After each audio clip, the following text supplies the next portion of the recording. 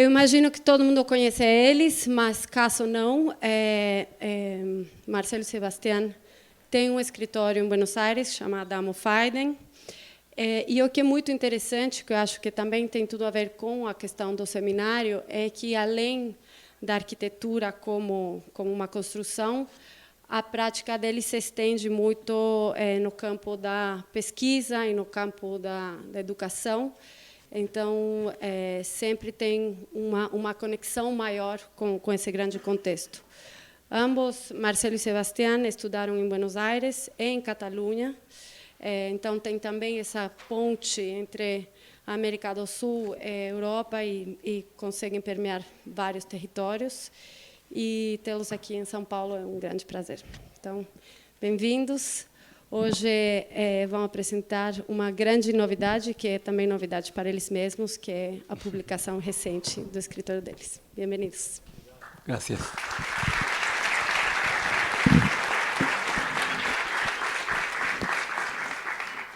Bueno, buenas noches a todos.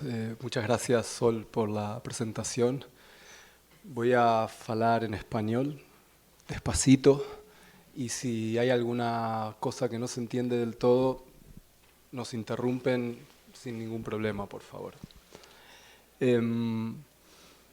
La verdad que poder presentar el libro dentro de la Escuela de Cidade, justo en su cumpleaños número 20, es un honor tremendo para nosotros. Cuando tomé la posición de decano en Ditela, inmediatamente la Escuela de Cidade fue una de las referencias para mirar un modelo de escuela que desde hace mucho tiempo tengo la suerte de visitar. Y no solo como modelo académico, sino también como modelo de comunidad. Cuando empezamos a pensar, junto con Sebastián, este taller de tesis acá en San Pablo, lo primero que hicimos fue hablar con nuestros amigos de la escuela. Recuerdo, Álvaro, que tuvimos unos Zoom de muchísimas horas y que nos animaste a hacerlo, que parecía un poco loco, pero hoy ya promediando el viaje parece algo un poco más certero, más real. La verdad que quiero empezar agradeciendo todo lo que tiene que ver con lo que pasó esta semana. O sea, en primer lugar, quiero agradecer a Álvaro por estas horas de Zoom y ayudarnos a estructurar el taller, por habernos permitido a tener el acceso a los archivos, por hacernos una visita guiada alucinante a la FAU ayer, recién. A André Núñez también, que nos ayudó muchísimo también, contándonos su tesis sobre la Avenida Paulista y al mismo tiempo ayudándonos a seleccionar los casos de estudio, y hoy mismo dio una charla alucinante. Alexandre Beniot y Ciro Miguel dieron 2 seminarios también desde aquí para Buenos Aires. Noelia Monteiro y Carlos Ferrata estuvieron ayer con nosotros ayudándonos a entender el Sesqui de Pompeya.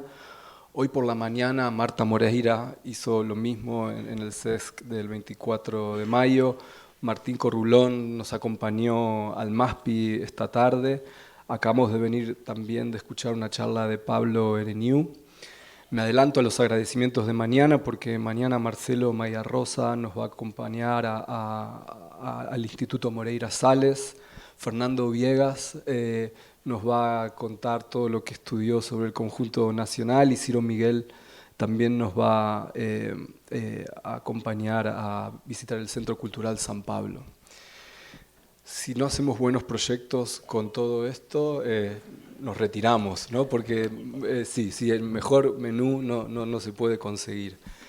Quiero agradecer también a la editorial Actar y a la librería Eiffel para moverse con una velocidad tremenda y que los libros puedan estar acá con nosotros.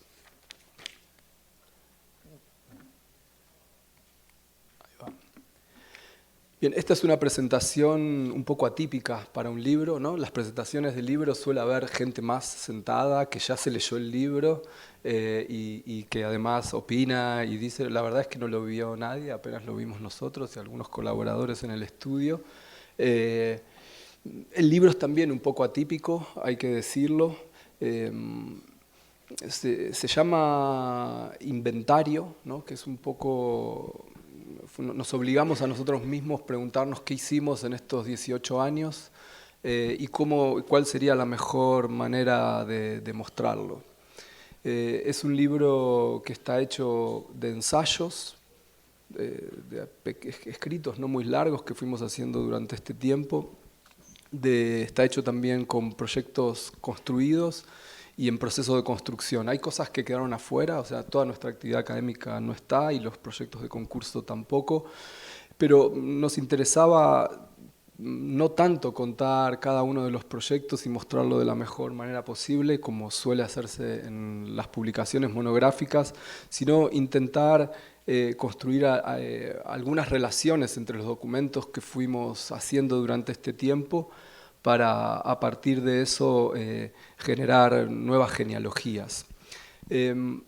Si ven la portada, que es lo que está aquí, esta es la portada del libro, la portada es un índice, o sea, no hay un proyecto que es el más importante y el menos. En este índice están los proyectos que construimos, los que estamos construyendo y los ensayos escritos.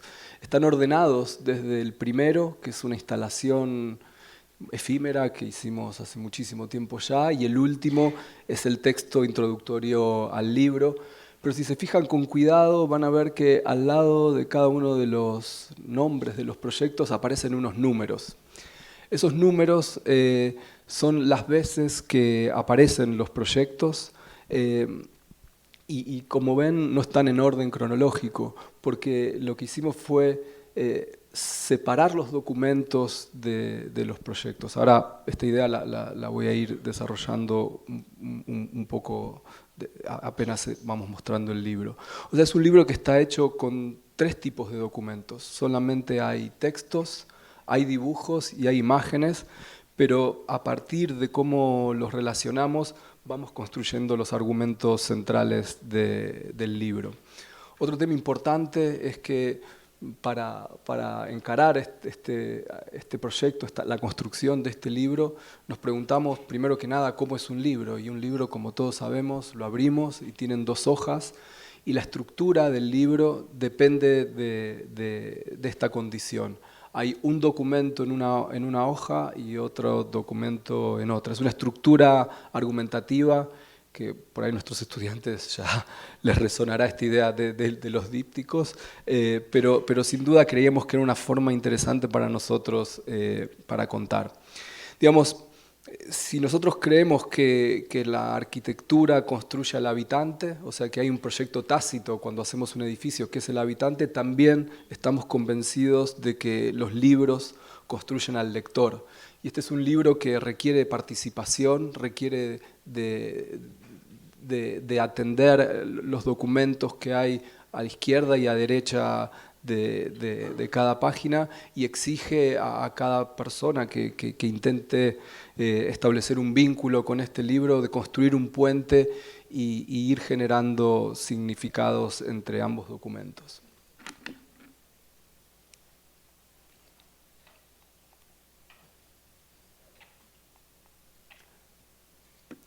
Digamos que las primeras imágenes que aparecen hablan de una forma de estar en la ciudad.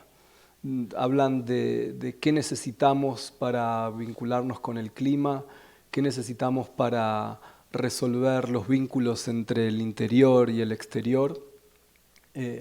Habla de una forma en la cual nos relacionamos con la naturaleza que hay en Buenos Aires, ¿no? con estos árboles que anteceden cada una de nuestras construcciones y cómo la simplicidad y la sistematicidad de estos cerramientos que cambian según las vocaciones de cada uno de los habitantes entra en resonancia directa con estos árboles que le dan sentido a estas tramas regulares. Habla también de nuestros intereses por construir interiores que median el clima exterior, con lo cual hay cierto intento por ensayar una y otra vez dispositivos de cerramiento, de nuestro interés recurrente en que los edificios velen de manera sensual aquello que sucede en el interior, de cómo para ensayar un sistema constructivo no nos basta con hacerlo una única vez, sino que entendemos que por ahí los proyectos no duran lo que duran los edificios, ¿no? Es una idea que desacopla la idea de que un proyecto es un edificio. Muchas veces un proyecto dura 2, 3, 4 edificios hasta llegar a agotar una idea o simplemente hacer que pierda sentido. Es un libro que también hace trampa, ¿no? Porque este edificio grande requiere que el díptico hable de una misma cosa y que también aparezcan en comparación distintos sistemas constructivos que tanto hacia el exterior, hacia la vía pública, pero también hacia los sistemas de circulación interna. Habla también de que es vital que la arquitectura tenga una posición, que sepa relacionarse con el entorno y elegir quiénes son sus interlocutores, que no siempre tenga que hacer lo que hace el edificio al lado, que si en un momento dado entendemos que el paisaje que nos interesa está de manera lateral, es mucho mejor encontrar una posición en la que la arquitectura sea capaz de generar un frente que se relacione con sus vecinos, pero que al mismo tiempo nos permita ver horizontes o paisajes que no son directamente evidentes. Es un libro que también habla de cómo algunas ideas son capaces de ensayarse a una escala y seguir verificándose a una escala aún un poco mayor. Y de cómo algunas arquitecturas pueden, con ligeras modificaciones, ensayarse en distintos terrenos, tanto apoyados en el suelo o elevados, y haciendo que casi una misma estructura responda de manera diferencial de acuerdo a cómo esté posicionada.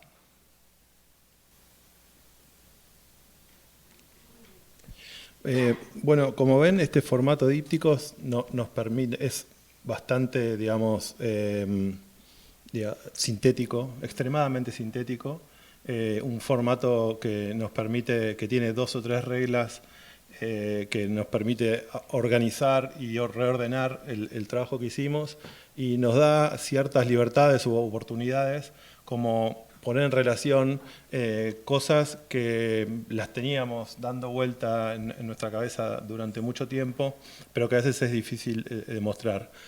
Como por ejemplo, en este caso, nuestro primer proyecto que fue Deseos, que es la página de la izquierda, o una casa que estamos construyendo en el día de hoy, ¿no? Donde estas relaciones empiezan a construir unas nuevas, ¿no? Deseos es una primera instalación que también nos gustaba contar en esta sala que está con mayoría de alumnos. Ese fue nuestro primer proyecto en el cual estábamos de alguna forma como con cierta ansiedad. No podíamos todavía digerir el tiempo que tardaban en construirse los edificios, que tardan en construirse los edificios, en relación a toda la energía que queríamos depositarle al mundo. Y nos volcamos a hacer algo que también, como todos los estudiantes que empiezan una práctica, nos volcamos a hacerlo de una forma muy directa. Fuimos a comprar un plástico al 11, que es un barrio donde se venden baratijas de nuestra ciudad, y nos fuimos a los bosques de Palermo y empezamos a ensayar algo que tenía una técnica muy simple y rudimentaria, como es estirar un plástico, pero que se plasmaba en una fotografía y que después nos permitía construir un deseo que que nos permitía bajar a texto algo que estábamos, de alguna forma, que nos estaba inquietando. Y que esos deseos se empezaron a ver construidos en nuestras obras y empezamos a encontrar estas casualidades, ¿no? Como la posición de una pieza en un paisaje puede inspirar o movilizar luego una materialización específica para cómo habitar un paisaje que podía ser ese mismo que habíamos encontrado. El formato también nos permite construir vínculos entre episodios que son parciales. No siempre buscamos que la arquitectura que se relaciona a un lado o al otro de la página tenga una consistencia extrema o conceptual o a veces ideológica, sino todo lo contrario. A veces que son simplemente fragmentos de obras que permiten encontrar esas pequeñas variaciones de algunas exploraciones que hacemos o incluso ajustes de esas técnicas que vamos desarrollando en el devenir del tiempo. O incluso este formato nos permite observar que ciertas categorías de organización formal pueden migrar de un proyecto a otro y hacer traslaciones o traducciones que no son literales con su antecesor. Como en este caso una casa que tiene un volumen central que es el vacío, donde se administra la energía, y un perímetro un poco más ciego, más cerrado. Cuando se traslada esa estrategia o sistema de organización a un club, se hace invirtiendo los roles de qué es lleno y qué es abierto. O también explorar en algunos casos con temas que dialogan más con la disciplina, o sea, más allá que son viviendas y hay gente viviendo en esos lugares, son episodios donde a nosotros nos interesa, por ejemplo, como en este caso, pensar que es una ventana. Quizás de muy jóvenes nosotros tuvimos problemas para poner ventanas y cuando tuvimos la necesidad normal que puede tener cualquier arquitecto de construir ventanas en un muro, tratamos de pervertir esa relación de lleno, vacío, transparente, opaco, dialogando con ese problema que es extremadamente disciplinar. O con técnicas que tienen que ver con la construcción y sus especificidades, o también con las tecnologías. Cómo una tecnología puede explorar ciertas lógicas de construcción de forma que son específicas a sí mismas y pueden migrar de un lugar a otro. Pero también hay situaciones donde esa extrema síntesis o simplicidad se vuelve mucho más compleja, ¿no? Y quizás este es el díptico que puede de alguna forma mostrar cómo la síntesis como herramienta puede abordarse de una forma mucho más compleja, como decía. Como se puede ver el díptico de la derecha, un sistema de organización de triángulos que generan una isla de triángulos que simplemente sirve para poner luminarias. Ese mismo sistema llevado a un proyecto de espacio público puede organizar... ¿no? Sí, seguimos. Decía como un sistema que en un proyecto, un sistema de organización formal, que en un proyecto es hipersintético y sirve simplemente para iluminar o disponer un dispositivo de iluminación en un ambiente, en un espacio público puede resolver un sistema complejo de instalaciones, vegetación, circulaciones, etc. En algunos casos simplemente son estrategias de organización de forma en los cuales los edificios se relacionan con fragmentos de ciudad o simplemente se relacionan entre sí. O un sistema de envolventes que viene que de alguna forma dialoga con la historia del lugar, con la historia de los courting walls, y con la historia de la torre del barrio, en este caso el barrio Belgrano, que se puede empezar a esponjar y a producir una espacialidad que es más típica de las viviendas que todo el mundo desea habitar. El libro también tiene estos inputs que mencionaba antes Marcelo, que son textos que solemos hacer, que son textos que no tienen una extensión muy amplia. Nos interesa también en ese caso compactar para intensificar las ideas. En este caso es el texto de Murere, que es un proyecto que hicimos y que no se materializó, pero que en los conceptos los pudimos ensayar en distintas obras que fuimos haciendo en el paso del tiempo. Murere viene las siglas de lo que es mutualismo residencial regenerativo, y es un proyecto que promueve la creación de suelo urbano no expansivo. Es un proyecto que está a caballo entre lo que podríamos decir que es arquitectura y urbanismo, o cómo el poder de la arquitectura puede transformar la ciudad. Y en este caso se hace solapando nuevos espacios habitables sobre fragmentos suburbanos con tejido que están infrautilizados, pero consolidados. En este caso se genera un nuevo contrato entre lo que es la vivienda del nuevo habitante con quien lo recibe, generando beneficios que tienen que ver con cuestiones técnicas, con el mantenimiento de las cosas, con usar mejor la infraestructura del lugar, con la infraestructura del barrio, y también por generar nuevas mixturas sociales donde no las hay. Como les decía, ese proyecto no se construyó, pero tuvimos la oportunidad de ensayar no solo esas técnicas de construcción sobre edificios existentes, sino también ensambles de familias o ensambles de vecinos que tiene mucho que ver con cómo construir en esta escala, ¿no? En estos casos posándonos sobre terrazas de edificios que tienen distintos propietarios, que agrega toda una complejidad, pero también es una oportunidad para ensayar cuestiones que tienen que ver con la especificidad de cada edificio. O en algunos casos, como en esta antigua infraestructura de campo, cómo unir dos pabellones y convertirlos en una vivienda de fin de semana. Estas operaciones todas tienen una familia entre sí que las vincula, que es lo que se pueden ver en los dibujos, que son esas técnicas constructivas que tienen que ver con construir muy liviano, porque siempre estamos apoyándonos o metiéndonos adentro de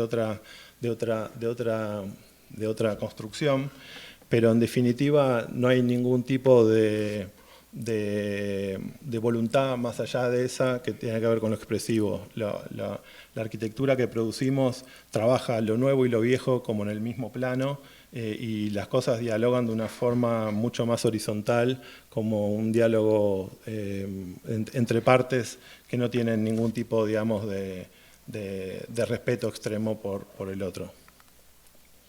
De esta forma podemos aprovechar situaciones que entendemos tienen cierto rezago o que podemos entender que pueden optimizarse y mejorar y ocupar lugares que antes no estaban pensados. Entendemos que el rol de los arquitectos de hoy, o el que nos interesa a nosotros como modelo, debería estar de alguna forma mirando la ciudad como un tapiz en el cual puede operar de una forma así muy horizontal, ¿no? También son oportunidades para mejorar construcciones que necesitan también una revisión, una segunda vida. Mejorar no solo las cuestiones técnicas, sino también las cuestiones performáticas, como una antigua casa que no tenía una relación de uso del suelo, porque viene, digamos, de un habitar donde eso estaba destinado al servicio, lo podemos vaciar, meternos por debajo, producir todo un vaciamiento de esa estructura y generar una relación con el suelo mucho más adaptada a los tiempos que vivimos. O simplemente piezas que se adosan y empiezan a optimizar esa relación con el suelo, o simplemente meternos dentro de un espacio dejando cierta huella de lo que pasa alrededor para generar una nueva situación dentro de la ciudad. También estas formas de actuación nos permiten a veces dialogar con situaciones que no son ideales, ¿no? Como este edificio que tenemos que mantener una fachada existente que no tiene ningún lado igual al otro, que está todo en falsa escuadra, y que teníamos que construirlo con una tecnología que nos permita trabajar de forma bastante rápida. Entonces decidimos separarnos de todo ese perímetro, construir una pequeña porción de naturaleza que lo rodea, y ahí sí trabajar con la precisión que necesitaba esta arquitectura. O vaciar todo un interior para producir un espacio que es necesario desde una necesidad del propio programa. Otro de los inputs tiene que ver con lo que es un posicionamiento respecto a cómo nosotros nos relacionamos con nuestra ciudad. Quería leer un pequeño fragmento, que me olvidé de sacarlo,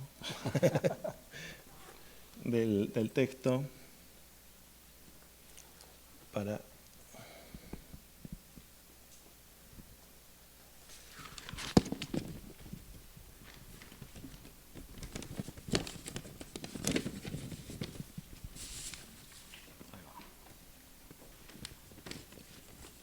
En esto que insistimos con las técnicas de proyecto, ¿no? Donde tenemos también la necesidad de trabajar actualizándolas, o nos interesa trabajar en ese sentido. El primer fragmento, lo voy a leer en castellano, así se entiende un poco mejor. La arquitectura es una forma de conocimiento. Contamos con miles de años de experiencias acumuladas que con el paso del tiempo destilaron un catálogo inagotable de técnicas de proyecto. Aún así, cada nueva ocasión de trabajo presenta nuevas variables que nos impiden reproducir con exactitud las decisiones que otros ya tomaron. Este desfasaje entre conocimiento disciplinar y contingencia es lo que motoriza nuestra práctica. Es lo que nos permite tener proyección histórica y estar atentos a nuestro día a día. El resultado de esta actitud produce arquitecturas que nos resultan familiares al mismo tiempo que proyectan su propia agenda, sin nostalgia, pero también sin fascinación por la novedad. Nos interesa trabajar allí donde encontramos espacio para la ambigüedad. Nos posicionamos en las grietas de las categorías establecidas para procurarnos un mayor margen de acción, de libertad. El conjunto de obras que presentamos a continuación propone construir un clima intermedio, que no es el clima exterior ni responde a los parámetros estándar de confort interno. Compartimos con ustedes una serie de espacios que trasladan esta vocación desde los cerramientos hacia las cubiertas y también hacia el interior de nuestras organizaciones, construidos tanto con tierra natural y especies vegetales como con materiales ligeros industrializados. Se trata de instancias puestas en práctica tanto en edificios como en casas, a las que no podemos llamar jardines ni habitaciones. Se trata en todo caso de espacios desregulados sin un uso específico, que buscan trasladar hacia los habitantes la misma libertad que pretendemos para nuestra práctica. En esta etapa del libro exploramos cómo lo que llamábamos un curtain wall permeable empieza a desplazar el vidrio desde la piel del edificio hacia el interior, asumiendo ciertas condiciones que son propias de nuestro clima y de Buenos Aires. En esa situación donde el vidrio se relega, da un paso atrás para que no le pegue el agua de lleno o no le pegue el sol de lleno, encontramos una oportunidad para resolver algunos temas que tienen que ver con nuestra ciudad, como pueden ser la seguridad, ya sea desde afuera hacia adentro o de adentro hacia afuera, como también encontramos una oportunidad para convertir ese lugar en un nuevo espacio, un espacio que puede tener una segunda piel exterior que puede ser más ligera, que no tiene tanta responsabilidad como la interior y que también puede encontrar cierto dinamismo para cambiar en el tiempo o incluso incorporar parte de la vegetación que tiene Buenos Aires a su interior. Lugares que se convierten en espacios que no son solo para las personas, también son para la naturaleza y que modifican en tiempo real la percepción tanto de quienes habitan estas construcciones como de quienes pueden experienciar el edificio desde afuera, ¿no? Lugares que también nos permiten imaginar que estas unidades habitables pueden explorar y crecer de una forma que tampoco controlamos del todo y que pueden tener un pasar en el tiempo que es mucho más y como inexplorado o que no podemos prever del todo. Estos sistemas también nos sirven para proteger a los edificios, darle un colchón de protección térmica, a la vez que van envolviendo todas las construcciones y protegiéndolas del sol.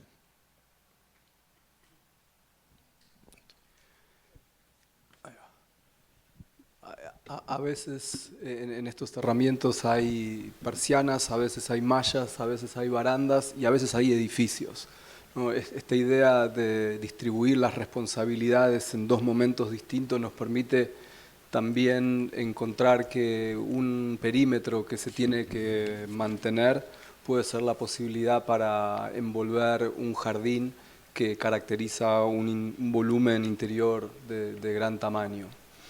O simplemente entender que si hay una casa antigua y nuestro trabajo es construir un cerco, también seguimos pensando en estos temas, en la posibilidad de construir instancias intermedias. Esta idea de trabajar también nos permite entrar en relación directa con edificios existentes, separar, en este caso es un pabellón construido en el remate de un edificio bastante alto, entonces este paso atrás que da la estructura liviana, que facilita dramáticamente la construcción, nos permite dar el espacio para estos canteros que regulan el clima y las visiones hacia el exterior. Esta forma también de insistir en estos detalles y de entender que ahí se aglutina toda la arquitectura, nos permitió sistematizar ideas que tienen que ver con la circulación del aire, con la creación de invernaderos que hacen que el uso del clima se transforme en una máquina de hedonismo para vivir en la ciudad, ya sea en espacios interiores, para casas, para clínicas, para remates de casas existentes, o para chalets que reclaman una nueva vida, casas perfectamente hechas, en perfecto estado, pero que requieren de algunas adiciones que la traigan al tiempo presente.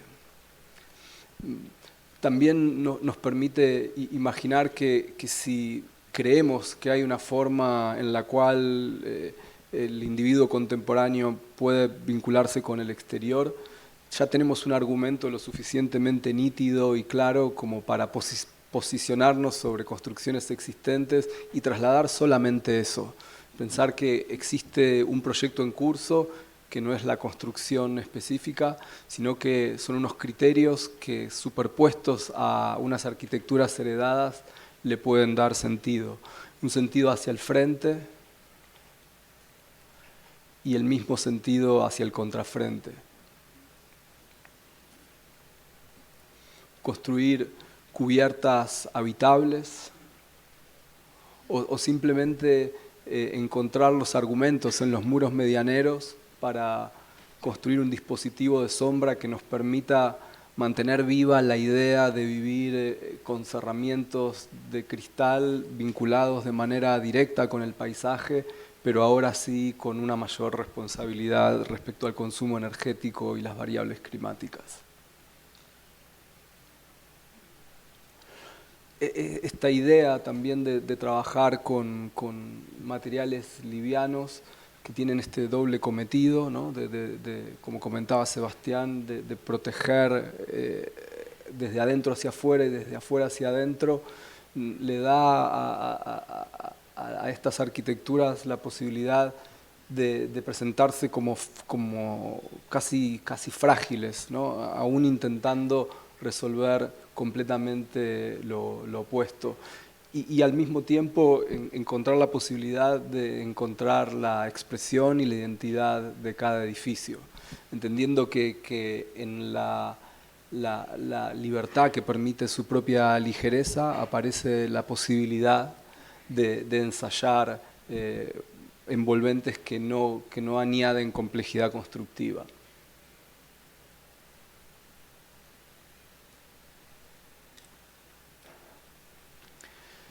También el libro incluye esta serie de cerramientos que se presentan como sistema, o sea, que no son una única solución que envuelve toda la construcción, sino que es un sistema que permite, como en el caso de este club deportivo que acabamos de terminar, que una misma estructura cambia radicalmente si el vidrio se posiciona en el filo exterior, por ejemplo para una piscina, si se pone en una posición intermedia y entonces genera las marquesinas que pueden ver por ahí, o si simplemente se retira y sirve para generar una galería en una plaza central.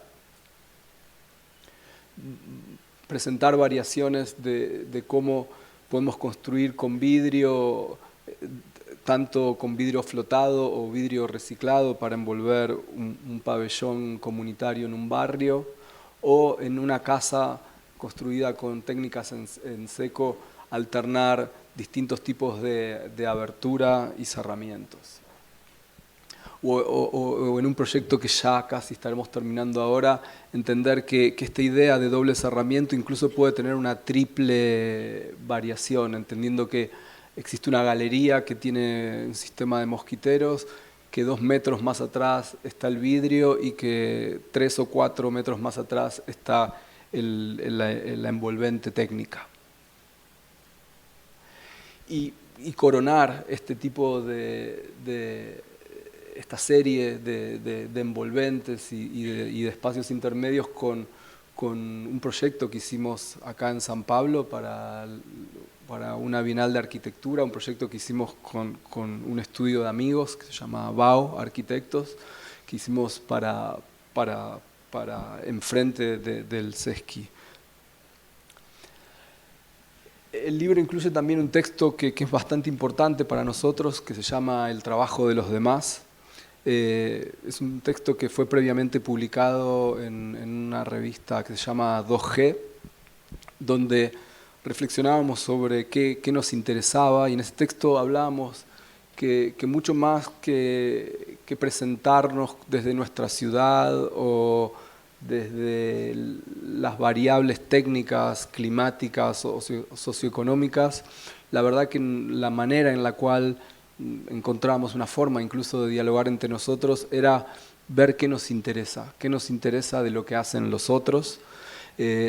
Esta idea o esta ética de trabajo tiene bastante relación en generar un estudio que nació como hecho de 2 personas, pero que hoy tiene un cuerpo enorme de colaboradores y directores y asociados, con lo cual esta idea de entender que existe un interés directo en el trabajo de otros es clave para nosotros. Pero ese interés tiene varias capas o varios alcances. Hay uno, y tal vez el más importante, es enfocarnos en el saber acumulativo que generaron los arquitectos durante miles de años. Estudiarlo y traerlo al presente, como comentaba Sebastián antes, es parte de nuestra tarea diaria, y el curso que estamos haciendo justamente aquí con nuestros estudiantes habla de eso. Pero también nos interesa el trabajo de los demás vinculado al presente. Conversar con los colegas que están trabajando en el mismo planeta que nosotros e incluso conversar con aquellos que no necesariamente tienen una visión análoga a la nuestra, sino que justamente en esas diferencias aparecen la oportunidad de que estas conversaciones sean realmente constructivas. El texto termina revelando también que en este tipo de publicaciones, ¿no?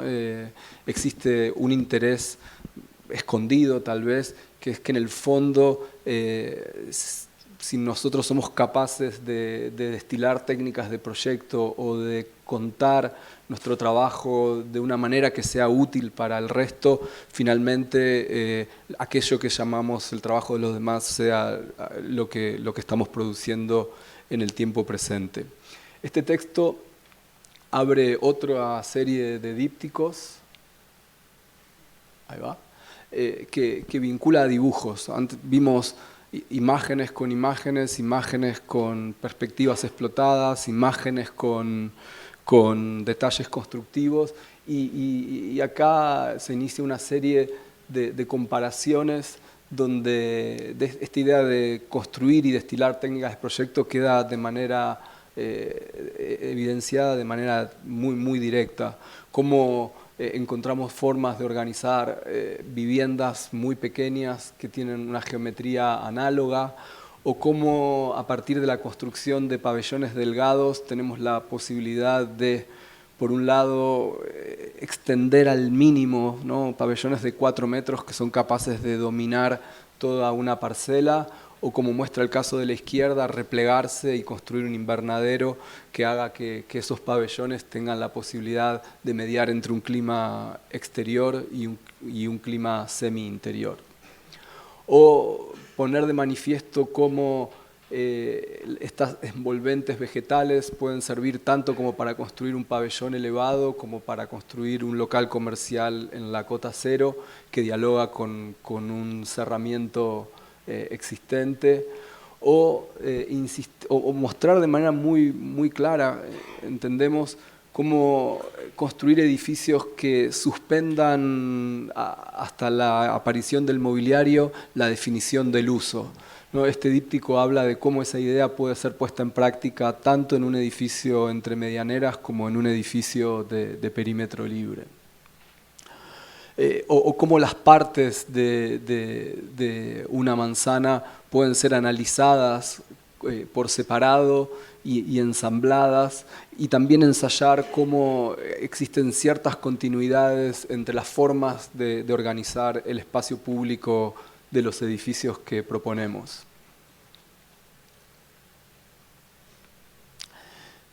Este díptico entendemos que puede ser bastante útil para compartir una manera en la cual podemos dividir conjuntos de vivienda de escala media en lotes que pasan de tener 8 metros a casi 10, y entonces tienen 2 crujías y se dividen en 2, y al otro lado se dividen en 3. O simplemente cómo en lotes muy pequeños la extracción del núcleo genera variaciones que alimentan una forma de organizar el espacio interior. El dibujo también tiene, muchas veces es una herramienta para construir procesos, para resolver temas, para hacer que la arquitectura evolucione de un lugar a otro, pero muchas veces los arquitectos lo exploramos también desde el lado lúdico, y esa forma de exploración nos permite también generar relaciones que antes podían ser o que resultan ser un poco inesperadas. Entender que una categoría de envolvente que va rodeando a volúmenes habitables puede ser un sistema de circulación en un proyecto, pero también en el otro puede ser un lugar donde la gente se empieza a encontrar y generar relaciones que tienen que ver más con lo social, o formas que nos permitan que desarrollen estrategias de proyecto para esos lugares donde lo convencional no es la herramienta óptima para explorar, y necesitamos recurrir a sistemas formales que tengan otros recursos. O, como contaba al principio, sistemas de organización geométrica que puedan variar de escala para saltar de una pequeña exposición en una feria de arte a un proyecto urbano. Se puede ver en todos estos proyectos que el goce, que el disfrute de cómo nos podemos divertir con esas reglas de juego que desarrollamos forma parte también de cómo uno va construyendo su propia práctica, ¿no? Y en algunos casos eso tiene que ver también con la voluntad o con el deseo de tener un control técnico, de cómo esas tecnologías constructivas nos pueden inspirar para que aparezcan esas formas que entendemos nos parecen óptimas para cada lugar.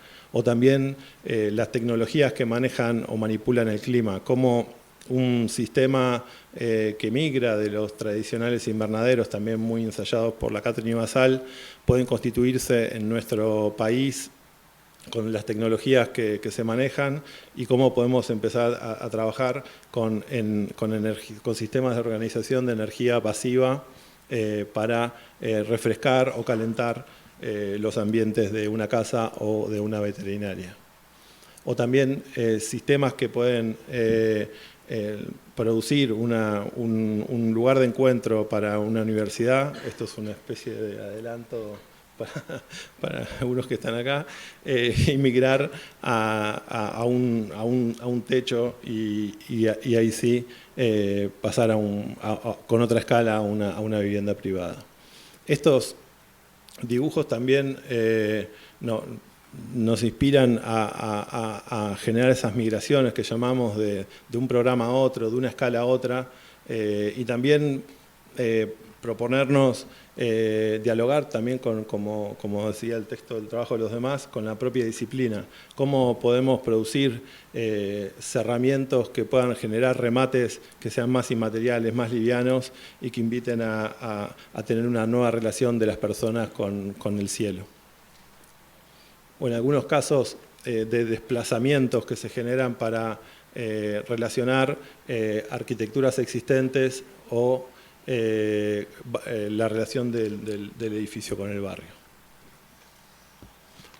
O algunos ensanchamientos o tensiones que se generan con los dobles cerramientos para establecer diálogos con el entorno que tiene a sus pies. Estos dibujos van vinculando categorías, sistemas y cosas que nos gusta, digamos, la idea de la presentación del libro es ir dejando algunos mensajes, pero en muchos casos tienen que ver, los invitamos a que los produzcan ustedes y que las construcciones y las relaciones las puedan establecer ustedes mismos, porque en algunos casos también son temas muy específicos que tienen que ver con la vivienda colectiva, con la construcción en altura, con las tecnologías que trabajamos, que están todas implícitas en esas decisiones y en las distintas escalas que presentan los proyectos. En este caso, este texto es un texto que se llama Una forma de ser arquitecto. Es un texto que hicimos, que fue el resultado de un curso que hicimos en la Universidad de Princeton, y por el cual nos invitaron a escribir para el CCA, el Center for Canadian Architecture, donde trabajamos y pensamos una forma de de ser arquitecto en relación a la ciudad que habitamos, ¿no? Del cual quería leer el primer extracto. Existe una forma de ser arquitecto que se alimenta de deseos y demandas, de intereses superpuestos y de una gran diversidad de impulsos proyectados hacia la arquitectura desde entornos bastante distantes entre sí. Los métodos y técnicas de proyecto desarrollados por este modelo de profesional alcanzan su máximo potencial al enfrentarse a situaciones ordinarias. Su producción se vuelve relevante cuando nadie la reclama, casi siempre y casi en cualquier lugar. Esta forma de ser arquitecto viene así asociada a un gran campo de acción, un entorno extenso y dúctil sobre el cual desplegar su agenda. El texto nos invita a pensar que hay situaciones en las cuales los arquitectos trabajan con la contingencia, con lo no ideal, en entornos donde las cosas están mediadas por la relación con los demás. Es en esos entornos donde a nosotros nos parece que el arquitecto de nuestro país, de Argentina, donde no hay un sistema de concursos que esté bien organizado, los concursos no se construyen, es una historia un poco decadente, con lo cual los encargos públicos no proliferan como en otros lugares del mundo. Nosotros estudiamos en España, donde el sistema de concursos le daba muchísimo trabajo a jóvenes arquitectos y le daba la oportunidad de insertarse en ese mundo. En nuestro caso, y hablo en nuestro caso colectivamente, en el caso de los arquitectos en Argentina, eso no se da. Los arquitectos tenemos que buscar el trabajo en el ámbito privado y en vez de ver eso como una forma un poco, digamos, negativa, intentamos construir algo positivo desde ese lugar. Es por eso que van a ver que los encargos, que los proyectos que proliferan de la arquitectura contemporánea argentina, incluso de nuestros antecesores, tienen que ver con la obra privada. Y eso nos dio la oportunidad de ensayar formas de habitar que son particulares y singulares a nuestro medio. Pero de alguna forma también nos permite enfocarnos y preguntarnos cuál es el fin de todo lo que venimos hablando. ¿Por qué nos interesan las técnicas de construcción? ¿Por qué nos interesa manejar el ambiente? ¿Por qué nos interesa tener una arquitectura que se relaciona con su entorno? ¿Por qué nos interesa la ciudad?